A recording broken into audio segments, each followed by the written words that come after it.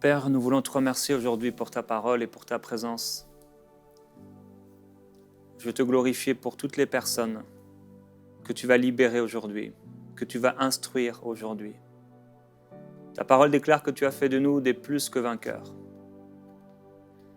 Et je veux te remercier parce que tu rends vainqueurs mes frères, mes sœurs dans leurs pensées. Merci parce que tu nous as aimés, le premier. Tu es venu vers nous. Tu t'es manifesté en chair pour nous sauver du péché, pour nous pardonner, pour nous libérer entièrement. Tu n'as pas voulu qu'on soit esclave. Tu as payé le prix fort de ta vie, Seigneur Jésus-Christ, pour nous libérer entièrement du pouvoir du péché. Et ta parole déclare que tu nous as libérés du pouvoir de la mort et du péché. Tu nous as libérés de la loi et des pouvoirs de cette loi qui engendrait la mort, car il était impossible d'être parfait. Mais tu nous as aimés, tu nous as lavés, tu nous as purifiés, tu nous as sanctifiés, toi qui nous as mis à part pour être un peuple saint. Et je prie, Père, qu'aujourd'hui, mon frère, ma sœur, trouve une pleine victoire en toi.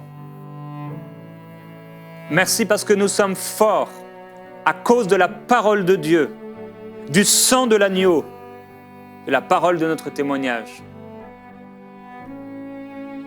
Je veux te glorifier, Jésus-Christ, parce que les mensonges tombent, sont détruits, anéantis. Merci, Saint-Esprit. Là où vous êtes, vous pouvez demander au Seigneur de vous éclairer simplement par rapport au temps qu'on va passer ensemble. Dites-lui, Saint-Esprit, ouvre mes yeux, illumine les yeux de mon cœur. Je n'écoute pas cette émission, Seigneur, juste comme ça, parce que j'ai rien d'autre à faire. Mais je veux vivre quelque chose de fort avec toi. Viens bouleverser mes pensées. Que toutes les forteresses qui s'élèvent contre toi tombent. Que tout ce qui s'élève contre toi dans ma vie tombe. Seigneur, prends la place. Viens régner. Prends toute la place dans mon cœur. Amen. Gloire à Dieu. Je suis heureux de vous retrouver. Aujourd'hui, on va répondre à cette question. Comment on peut résister aux attaques des pensées impures? Je sais que plusieurs d'entre vous, vous passez par ces difficultés, ces circonstances d'avoir des pensées impures, et certains, vous avez été vraiment dominés, vous êtes dominés par cela, esclaves de cela. Et le Seigneur aujourd'hui va vous libérer complètement. Dans Romains au chapitre 1, la parole de Dieu nous parle de la puissance de l'Évangile. Il nous parle de ces hommes qui se sont égarés dans leurs pensées. Ils se sont égarés et leur cœur a été plongé dans les ténèbres parce qu'ils étaient sans intelligence. Et ils ont remplacé la gloire de Dieu en des images incorruptibles, etc. De l'homme corruptible, pardon. Et la Bible dit, c'est pourquoi Dieu les a livrés à l'impureté selon les convoitises de leur cœur, en sorte qu'ils déshonorent eux-mêmes leur propre corps. Eux qui ont remplacé la vérité de Dieu par le mensonge et qui ont adoré et servi la créature au lieu du Créateur.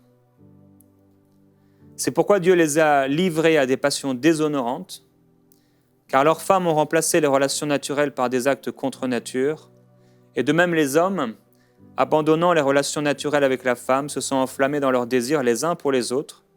Ils commettent l'infamie homme avec homme et reçoivent en eux-mêmes le salaire que mérite leur égarement.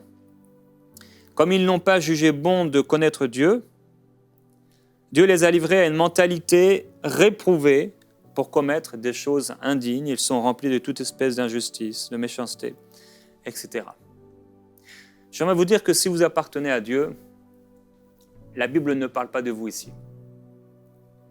Puisque votre cœur n'est pas plongé dans les ténèbres. Si vous appartenez à Jésus-Christ, votre cœur est devenu parfait, comme celui d'un bébé qui n'a jamais péché. Dans votre esprit, vous avez été purifié et toutes choses dans votre esprit sont devenues nouvelles. Alors la Bible ne parle pas de vous ici. Vous ne vous êtes pas vanté d'être sage sans Dieu. Vous n'avez pas remplacé la gloire du Dieu incorruptible par des images de religion, on va dire, de l'homme corruptible, etc. En fait, la Bible donne ici des images, des exemples des oiseaux, des quadrupèdes, des reptiles, etc., parlant de toutes sortes de religions. C'est pourquoi Dieu les a livrés à l'impureté selon les convoitises de leur cœur. Et en tant qu'enfant de Dieu, il n'y a plus rien de mauvais, plus de convoitises dans nos cœurs. Cependant, il peut y avoir des convoitises dans le cœur, le centre de l'homme, lorsqu'on parle de l'âme et des pensées. Et le Seigneur aujourd'hui veut libérer toute personne avec des pensées impures. Alors dans Deutéronome au chapitre 13, parce que c'était simplement une introduction que je voulais faire ici par rapport au livre de Romains, Deutéronome chapitre 13 au verset 12, il est écrit « Si tu entends dire au sujet de l'une des villes que t'a données pour demeure l'Éternel ton Dieu, des gens pervers sont sortis du milieu de toi et ont séduit les habitants de leur ville en disant « Allons et servons d'autres dieux, des dieux que tu ne connais pas. » On a parlé ici, images d'oiseaux, etc. Tu feras des recherches, tu examineras, tu interrogeras avec soin. La chose est-elle vraie? Le fait est-il établi? Cette abomination a-t-elle été commise au milieu de toi? Alors tu frapperas de tranchant de l'épée les habitants de cette ville, tu la dévoueras par interdit avec tout ce qui s'y trouvera et tu en passeras le bétail au fil de l'épée. Tu amasseras le butin au milieu de la ville et tu brûleras entièrement au feu la ville avec tout son butin. Rien de ce qui sera dévoué par interdit ne s'attachera à ta main, car mon frère, ta main est pure, ma sœur, ta main est pure et rien de mauvais ne doit s'attacher à ta main. Donc la Bible déclare que si dans une ville, il y a des gens pervers et qui ont séduit les habitants en disant, voilà, on va être idolâtre, etc., on va s'attacher à d'autres dieux, la Bible dit qu'à ce moment-là, tu vas faire des recherches, tu vas examiner, tu vas interroger avec soin, soigneusement. Ici, le mot « soin », c'est le terme « yatab » en hébreu. Yatab. Et c'est un mot qui désigne le fait de faire les choses avec soin, de manière précise. Dans ma traduction,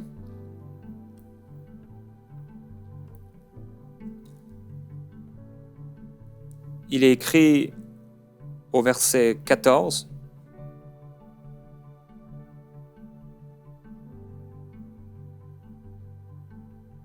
Tu procéderas à une enquête, à des sondages, à des interrogatoires sérieux. » Donc, je veux parler des pensées impures. Ici, ces vauriens, ces gens pervers qui séduisent les habitants pour être idolâtres. Je vais prendre ces exemples de ces gens pervers comme les pensées perverses. S'il y a des pensées perverses qui sont du milieu de toi, qui sortent ou qui viennent au milieu de toi et qui séduisent ta pensée pour faire et commettre des actes impurs, l'idolâtrie, on sait que dans la parole de Dieu, Dieu prend souvent l'exemple de l'adultère pour montrer l'idolâtrie. Il y a parfois des pensées donc impures qui veulent s'installer en toi. Et la Bible dit dans ce cas-là, qu'est-ce que tu devrais faire si tu es dans une ville et que tu as des gens pervers qui séduisent les habitants pour faire des choses mauvaises? Tu vas examiner, tu vas prendre soin, tu vas faire attention à cette chose. Ne pas faire comme si elle n'existe pas. La première chose que j'aimerais t'encourager si tu as des pensées impures, c'est examiner avec soin, t'arrêter. Parce que malheureusement, beaucoup de personnes, lorsqu'ils ont des pensées impures, ne s'arrêtent pas. Ils laissent les choses aller. Ils ne font pas attention. Ils se disent c'est normal. Ils essaient de résister un peu, mais ça revient constamment, ici et là. Première chose que tu dois faire, interroge avec soin, considère, examine avec soin. Es-tu oppressé par des mauvaises pensées? As-tu des pensées impures? À cette question, il faut savoir répondre oui ou non. Deuxième chose, les temples idolâtres dans ce monde, et depuis l'origine, même dans Romains, on en voit encore, hein, il en est parlé, les temples religieux, des faux dieux, etc., dans le monde ont souvent une beauté extérieure. C'est pour ça que les gens vont visiter les temples. Les gens vont visiter les temples hindous, etc. Il y a des pierres précieuses, il y a de l'or, etc. Donc les gens vont visiter ça. Pourquoi? Parce que ça a un aspect extérieur qui est beau. L'apôtre Paul considérait toute chose du passé comme de la boue. Tout ce qui était du passé. Plusieurs, vous avez eu des pensées impures. Et cette pensée, vous l'avez peut-être acceptée ou vous y avez résisté, vous avez commencé à regarder des choses impures et mauvaises. Pourquoi? Parce que vous les avez trouvées belles. La Bible dit que l'œil ne se lasse pas de voir, de regarder. La femme vit que l'arbre était bon à manger et agréable à la vue. C'est ça le problème. La femme a regardé ce fruit, a regardé cet arbre et c'était agréable à regarder. L'un des dangers de la pensée impure, c'est qu'elle vient et elle se fait croire que c'est toi, mais c'est une pensée qui ne vient pas de toi, c'est une pensée satanique. Et si tu l'acceptes, et cette pensée impure, cette attaque satanique peut venir par des rêves, tu peux te voir avec une femme ou avec un homme en train de faire certaines choses impures, mauvaises. Ou alors tu peux être attaqué dans tes pensées au cours de la journée et avoir une pensée impure. Savez-vous que Jésus a été attaqué dans ses pensées? En toutes choses comme nous. Lui, sans jamais tomber. Et c'était agréable à la vue. Plusieurs qui m'écoutez, vous êtes liés par ces pensées et vous regardez des femmes, des hommes, parce que vous trouvez ça beau. Et ça a été l'erreur d'Ève. De s'attacher à quelque chose de charnel, de visible en tout cas pour elle. Qu'est-ce qu'ils ont fait dans 2 Rois au chapitre 10? À un moment, il y avait des statues de faux dieux. Ils ont pris les statues, ils les ont brûlées. Il est écrit, ils renversèrent la statue de Baal, ils démolirent aussi son temple et en firent quoi? Qu'est-ce qu'ils firent de ce temple? La Bible dit, ils firent de ce temple des toilettes publiques. Alors, il y a vraiment 2 façons de voir les choses. Soit vous allez regarder ce temple, cette chose idolâtre, comme quelque chose de beau. D'une manière concrète, un homme peut regarder une femme et il peut trouver ça beau. Il regarde les formes de la femme. Et vice-versa, avec l'homme et l'homme. Mais ça peut être aussi des pensées par rapport à l'argent, des convoitises, etc. Un désir de s'enrichir, toutes sortes de choses impures. Et on peut regarder ça comme étant beau. Qu'est-ce qu'a fait le peuple de Dieu quand ils ont laissé les choses aller pendant des années comme ça? Et le temple était là et c'était quelque chose de beau et les gens regardaient et les gens visitaient ce temple. Le temple de Baal. Mais quand Dieu a touché leur cœur, ils ont fait de ce temple des toilettes publiques. Alors il y a 2 façons de voir les choses. Soit on les voit avec la perspective du péché, soit on les voit avec la perspective de la sainteté. L'apôtre Paul, il dit, je regarde toutes ces choses comme de la boue, comme des toilettes publiques. L'apôtre Jean dit, n'aimez pas le monde, ni les choses qui sont dans le monde. Et il parle de quoi? De la convoitise des yeux. Ça commence souvent avec les yeux. Ce que ton œil va regarder. Et Jean dit, et il va dire une bonne nouvelle. Pour vous, vous avez reçu l'onction de la part de celui qui est saint. J'aimerais vous rappeler que si vous appartenez à Jésus, vous avez reçu l'onction de la part de celui qui est saint. Nous avons une onction sainte. Vous avez reçu une onction sainte. La présence de Dieu en vous. Et maintenant, qu'est-ce qu'on doit faire? Troisièmement, se tenir à notre poste. On doit se tenir à notre poste de sentinelle pour être fort spirituellement. On doit veiller et prier. Qu'est-ce qui s'est passé avec le roi David? La Bible dit qu'au moment où tous les rois allaient en guerre, lui, qu'est-ce qu'il a fait à ce moment-là? On ne sait pas ce qui s'est passé. Peut-être il était fatigué, mais il est resté là à Jérusalem. Il aurait dû être là avec le peuple. Mais il s'est laissé aller. On ne peut pas se laisser aller dans notre vie spirituelle. C'est pas possible. Quelqu'un qui se laisse aller au bout d'une semaine, de 2 semaines, de 3 semaines, c'est quelqu'un qui va pécher, c'est quelqu'un qui va tomber. Il s'est laissé aller et on sait qu'un soir, il était là. C'était l'heure de dormir et pourtant il s'est levé de son lit. Peut-être il était trop en train de dormir justement à longueur de journée. Il s'est levé de son lit et il écrit, il est allé se promener sur le toit en terrasse de son palais. Parfois, se promener, c'est dangereux quand on n'est pas en train de faire la bonne chose. De là, il a aperçu une femme qui se baignait. La Bible dit quoi? Cette femme était très belle. David l'envoyait chercher et il s'unit avec elle. Elle venait de se purifier de ses règles, la Bible dit. La Bible ne dit pas ça pour rien. Elle était dans l'impureté.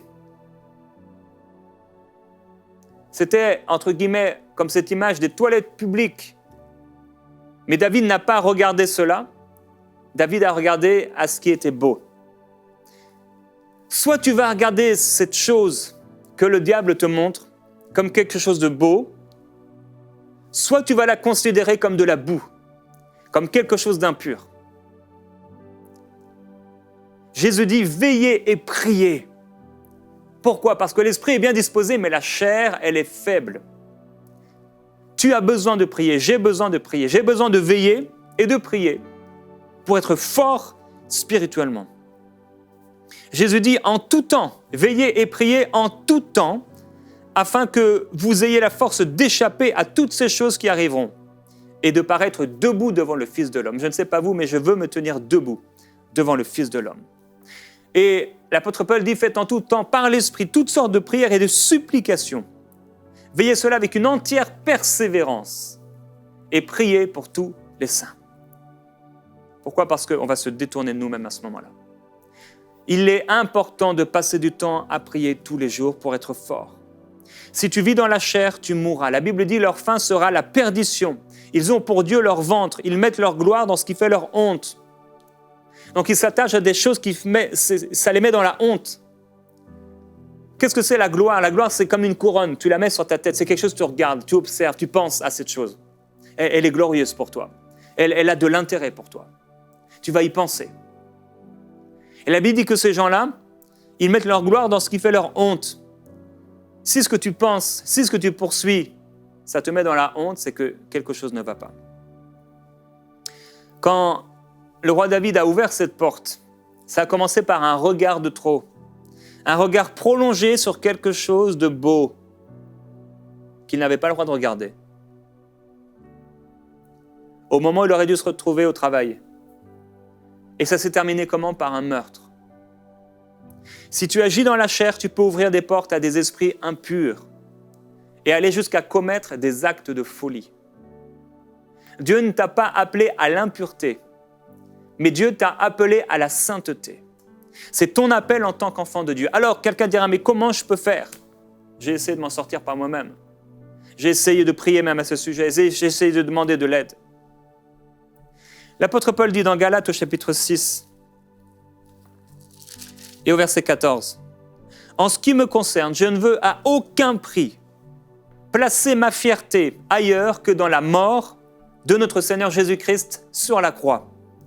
Par elle, par la croix, en effet, le monde du péché a été crucifié pour moi, de même que moi je l'ai été pour ce monde. » La façon de résister aux attaques impures, c'est de savoir par la foi, de s'approprier par la foi que le monde a été crucifié pour nous et que nous avons été crucifiés aux yeux du monde, que nous sommes morts au monde. Ce n'est donc plus par notre force puisque nous sommes morts en Christ.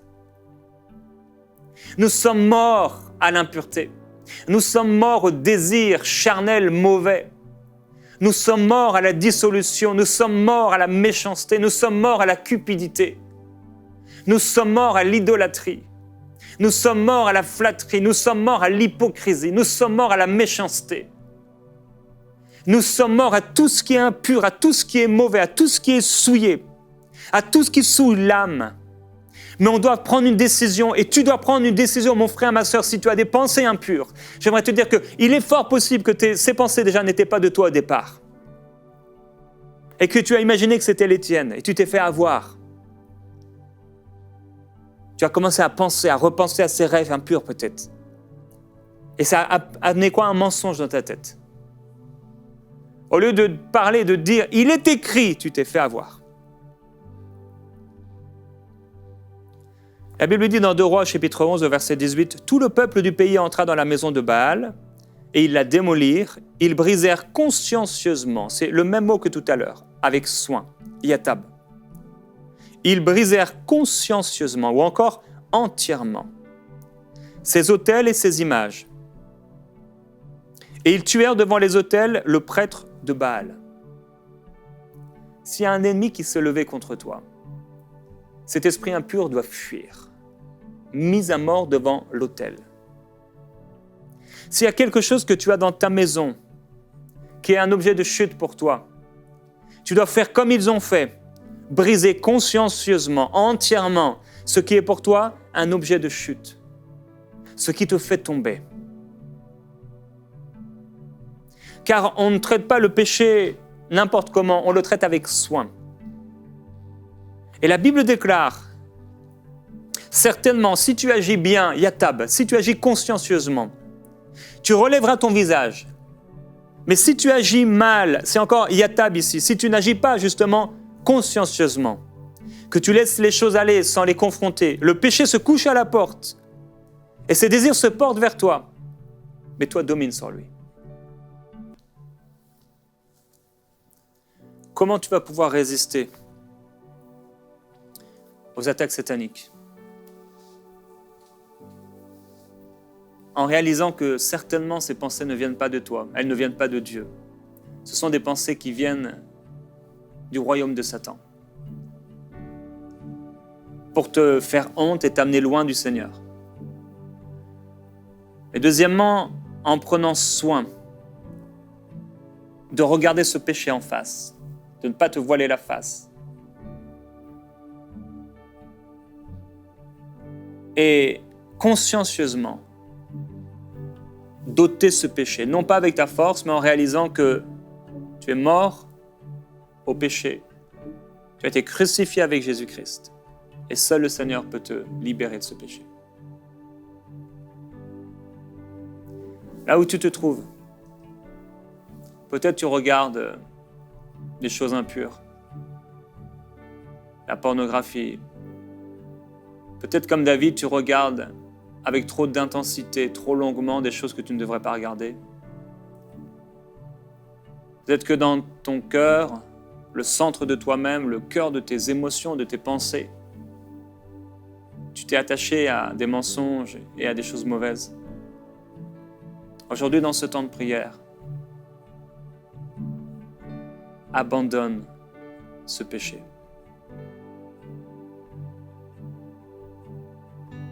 Complètement. Entièrement. Tu ne peux pas faire les choses à moitié. Tu dois les faire entièrement.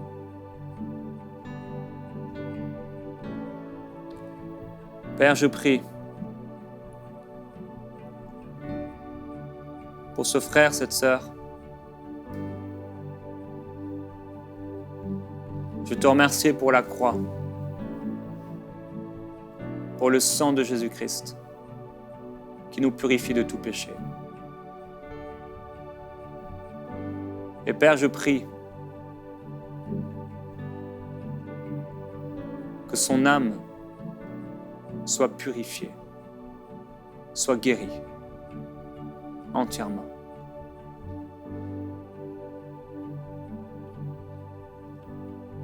La parole de Dieu déclare: n'aimez pas le monde ni les choses qui sont dans le monde. Si quelqu'un aime le monde, si quelqu'un s'attache aux choses du monde, forcément il va s'éloigner de Dieu. Je vais te demander, mon frère, ma sœur, dans ce temps de prière, est-ce que tu aimes assez Dieu pour t'éloigner du péché, pour renoncer au péché?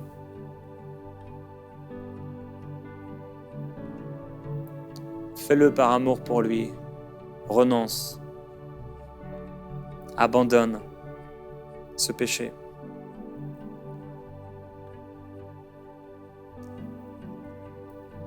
Peut-être que tu es comme le peuple qui a laissé cet autel de Baal dans ta vie pendant trop longtemps. Il y a ce truc dans ta maison, dans ta chambre, sur ton téléphone, ou cette chose que tu as l'habitude de faire. Des raisonnements, ça revient, ça revient. Tu as trouvé ça beau, et parce que tu as trouvé ça beau, tu as trouvé ça agréable, tu as été charnel, tu t'es attaché à ça. Mais maintenant, il y a une invitation à toi. Ils ont fait de cet hôtel des toilettes publiques. L'apôtre Paul dit, je regarde toutes ces choses comme de la boue maintenant. En ce temps de prière, tu peux répéter après moi. Dieu, je te demande pardon d'avoir laissé des mensonges s'installer dans mon cœur, dans mes pensées. Je te demande pardon d'avoir été trompé et de m'être laissé emporter, dominé par des pensées impures. Père, je refuse ces pensées. Satan, je te déclare qu'au nom de Jésus-Christ, je suis pur et je suis saint. Comme il est écrit, vous serez saints car je suis saint. Tu n'as rien en moi, car je suis à Christ. Et ce n'est plus moi qui vis, mais c'est Christ qui vit dans mon cœur. C'est pourquoi je ne toucherai plus à ce qui est impur, car je suis saint pour le Seigneur. Père, je viens devant toi et je te glorifie, je te remercie pour ta sainteté.